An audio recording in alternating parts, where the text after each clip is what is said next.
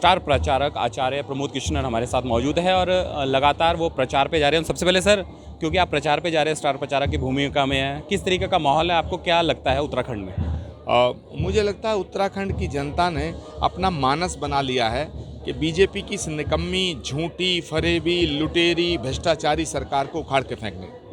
और आप देखना 10 मार्च को जब रिजल्ट आएगा तो इनका पतन सुनिश्चित है और उत्तराखंड में तिरंगा लहराएगा। सर, उत्तराखंड की तो बात होगी, यूपी में थोड़ा सा स्थितियां ठीक नहीं, क्योंकि यूपी में सीधा जो फाइट है वो सपा और बीजेपी में दिख रही है। हालांकि प्रियंका जी लगातार मेहनत कर रही है, कंटिन्यू रैलियां कर रही है, जनसंपर्क कर रही है, वहाँ क्यों नहीं उठ पा रहे हैं आज, वजह क्या है? देखिए, उत्तर प्रदेश में हम 32 सालों से सत्ता में नहीं हैं। उत्तर प्रदेश की जो आज दुर्दशा है, उत्तर प्रदेश की बर्बादी जो है, उसकी जितनी जिम्मेदार भारतीय जनता पार्टी है उतनी ही जिम्मेदार समाजवादी पार्टी है, उतनी ही जिम्मेदार मायावती जी की पार्टी है। उत्तर प्रदेश में गंगा जमुनी तहजीब का एक मिसाल थी उत्तर प्रदेश, हमारी सांप्रदायिक सौहार्द की मिसाल थी। त्याग, तपस्या, बलिदान, देश को 4-4 बार प्रधानमंत्री देने का काम उत्तर प्रदेश ने किया। वो उत्तर प्रदेश को जाति और धर्म के जो इस भट्टी में झोंकने का काम किया है, ये बसपा ने, सपा ने और भाजपा ने मिलकर किया है। प्रियंका गांधी जी ने एक नई शुरुआत की है, प्रियंका गांधी जी ने एक नया संकल्प लिया है, प्रियंका गांधी जी ने एक नई सियासत की बुनियाद रखी है और वो है कि हमने 40% महिलाओं को इस बार टिकट दिया है। और आप देखना, एक दिन ये इतिहास बनेगा और पूरे देश की जितनी पॉलिटिकल पार्टी हैं, इन्हें भी प्रियंका गांधी जी को फॉलो करना पड़ेगा। हम चाहते हैं कि उत्तर प्रदेश की जनता इस बार परिवर्तन तो चाहती है, लेकिन परिवर्तन के रूप में कांग्रेस के साथ आए। हमने अपनी बात को रखा है, फैसला जनता के हाथ में है।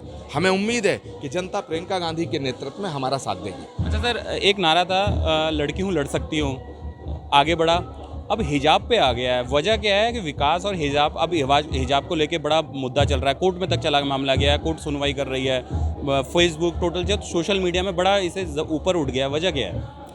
देखिए, भारत में एक संविधान है, एक कानून व्यवस्था है और धार्मिक स्वतंत्रता का अधिकार दिया गया है। किसी भी महिला को पूरा अधिकार है वो अपनी इच्छा से अपना ड्रेस पहने, अपने कपड़े पहने, किसी को कोई दखल देने का अधिकार नहीं। लेकिन अगर हमारे इंस्टीट्यूशन हैं, कॉलेज हैं, स्कूल हैं, तो अगर उनका कोई नियम, कायदा, कानून है तो उनको फॉलो करना चाहिए। मुद्दा क्यों बन रहा है?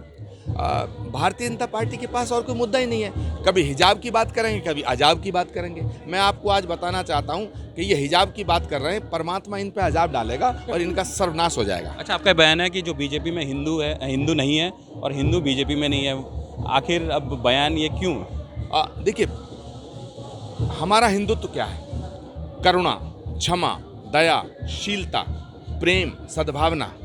हमारा हिंदुत्व विराटता का नाम है, हिंदुत्व दया का नाम है, प्रेम का नाम है। इसीलिए भगवान को करुणा निधान कहा गया है, दया का सागर कहा गया है, दीन बंधु कहा गया है। प्रेम और सद्भावना, सत्य, अहिंसा, ये हिंदुत्व है।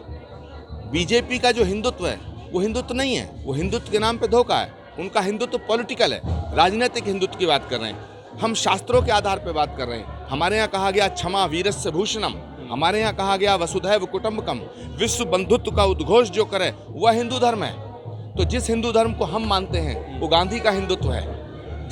हम गांधी के हिंदुत्व को मानते हैं, हम पटेल के हिंदुत्व को मानते हैं, हम सुभाष चंद्र बोस के धर्म को मानते हैं, हम सरदार पटेल, भगत सिंह, इनके धर्म को मानते हैं और हम इस राष्ट्र को एक रखना चाहते हैं। तो इसीलिए मैं कहना चाहता हूँ कि जो बीजेपी में हैं, मैं उनसे निवेदन करना चाहता हूं तमाम हिंदू भाइयों से कि भाजपा हिंदुओं की सबसे विरोधी पार्टी है। इन्होंने राम को बेचा, इन्होंने काशी को बेचा, इन्होंने गंगा को बेचा, इन्होंने गाय को बेचा, इन्होंने गायत्री को बेचा, इन्होंने इस मुल्क को बेचा।